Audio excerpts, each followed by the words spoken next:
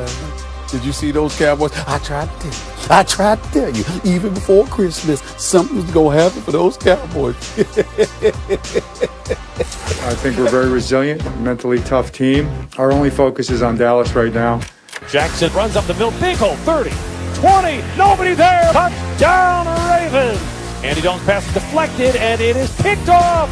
Patrick Queen comes up with it at the 38-yard line. Lamar Jackson with a play action, fires to a wide open Miles Boykin, a touchdown! And the Ravens turn the turnover into a touchdown, 52 yards. Kick on the way, and is no good. And Greg Zuerlein now 1 of 4 tonight.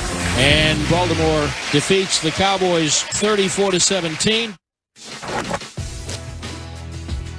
What's going on, everybody? Welcome into First Take. Thank you for spending part of your day with us. Stephen A. Smith, Max Kellerman, I'm Molly Karen Rose. Fellas, how we feeling? Stephen A., it seems like you're doing just fine. I'm doing just fine, Molly. I just want to say good morning. You look beautiful as always, Max Kellerman. I like that Thank suit. I like you. the tie, not the regular old black tie. You sort of changed it up a little bit. Really doesn't matter. I don't know about you, Max Kellerman. Don't know about you, Molly. But I'm in a fine, good mood right now, I must say. I should have known it would have been Southern Steve today. I know, right? Exactly, Max. But guys, let's focus on the Ravens for a second because they snapped their 3-game losing streak. They ran all over Southern Steve's Cowboys. Baltimore is now 7-5, keeping their playoff hopes alive. They would be the 9th seed currently in the AFC.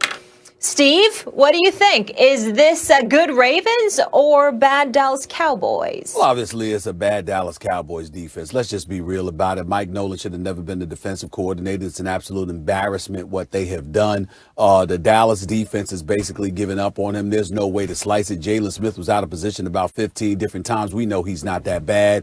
Leighton Vander Esch, he missed one play where, they were sweeping left, and he just gave the open field to Lamar Jackson. That was stupid on his part. He acknowledged it, but what else could he do? Everybody was watching. And then, of course, you've got the situation, DeMarcus Lawrence and his huge contract, the man that wants to be all conscientious and what have you, outspoken, but he shows up on the field and registers just 1 tackle. I'm not going to crucify him because I know he's not that bad. They're out of place because they're out of position because they've got a defensive coordinator they have no respect for. They're not listening to. They recognize the fact that he doesn't know what the hell he's doing, and their run defense is typified that. The Dallas Cowboys have the sixth ranked defense against the pass. Do you know why they have that, Max Kellerman? You know why they rank 6th against the pass? Because nobody throws on them. Because you don't have to. Because guess what? They're going to give up damn near 300 yards rushing.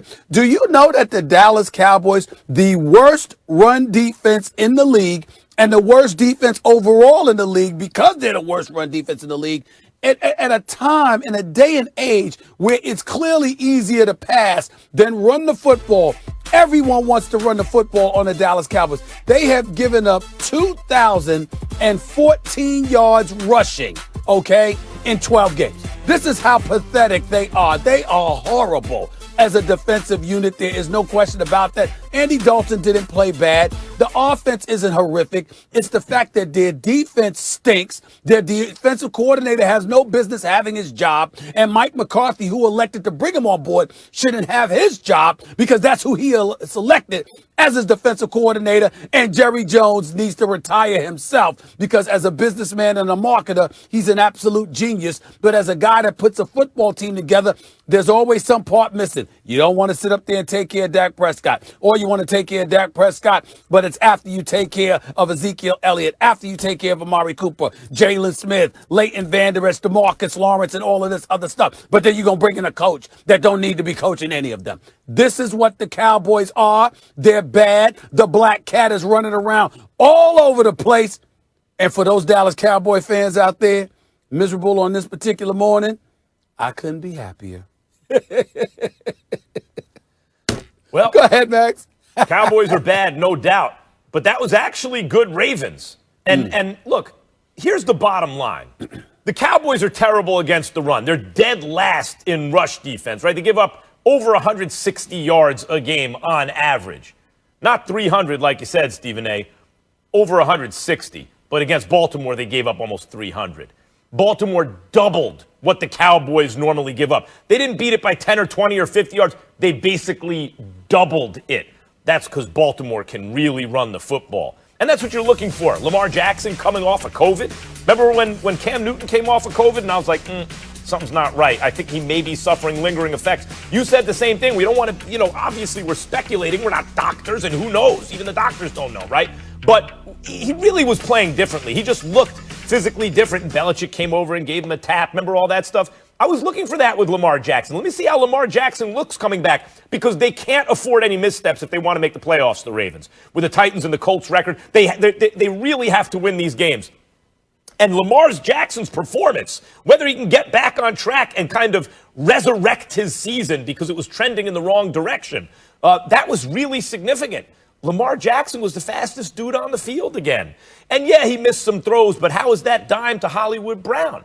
Right? Like, he was showing me enough that says, yup, that's Lamar Jackson. That's Lamar Jackson. And Stephen A., they've come up with Evans and Dobbins to go with Ingram, right? They have basically 4 guys who can run the ball. They can run all over you. And their defensive line wasn't great last night, but generally the Ravens have a stout defense. They really don't give up many points. Their offensive line is winning up front with the run blocking. The Ravens looked, considering what they're coming out of, and let's not forget, just like the Pittsburgh Steelers were coming off that Ravens game, emotional letdown, they lose to Washington. The Ravens are coming off the Steelers game. So they're coming out of COVID, off the Steelers game on a short week. They didn't have normal rest, a little day short because they played on a Wednesday. And yet they doubled the yards on the ground the Cowboys normally give up. No, I think you got to give the Ravens some credit here. And for those like me who think, I think the Ravens, I know the odds are against it, I think they'll make the playoffs. You got to be feeling pretty good about that this morning. Oh, please. The fact of the matter is, Max Kellerman, the Dallas Cowboys are surrendering 5.2 yards per carry.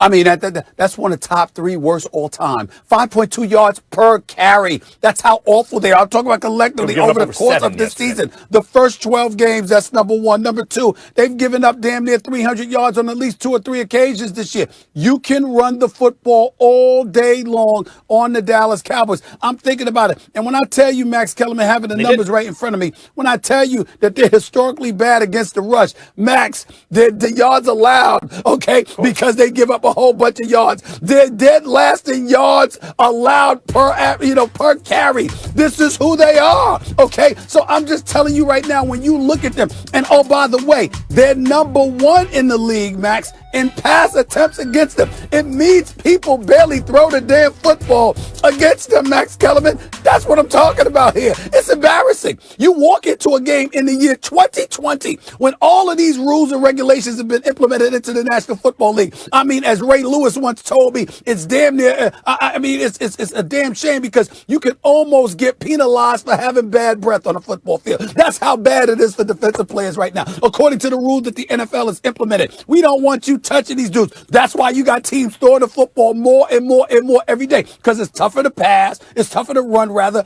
than pass the football. Except for when you're going against the Dallas Cowboys. Then you roll up in there. Doesn't matter that you don't have a number 1 receiver. Doesn't matter that you don't have a number 2 receiver.